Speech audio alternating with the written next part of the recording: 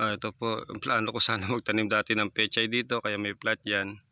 Kaya lang dahil nung tinanim natin na saboy, and then may mga tumubo naman nung sinaboy, tapos biglang ulan, tapos nung may mga tumubo, dahil may dalawa akong aso dito, pinaglaruan, ayun.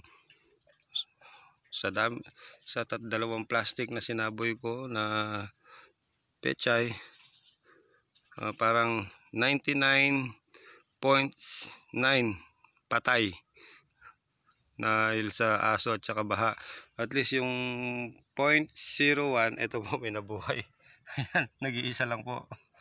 Ayan, medyo hindi gagandahan. Kaya lesson learned. Yan po, naganda lang tayo. Pero magandang alugbati talaga. Pwede nang i-harvest 2 weeks. Yan lang po. Ganyan talaga. Hindi po tayo marunong magtanim. Kaya lesson learned. Trial and error. At least may nabuhay. Kahit pa paano nakakatawa. Just for fun lang naman yung pagtatanim natin dito. Pag may nabuhay, okay. At least may napapasyanan tayo. Kaya ito po yun. Nag-iisang nabuhay po na pechay na tinanim ko. Maraming pong salamat at magandang umaga po.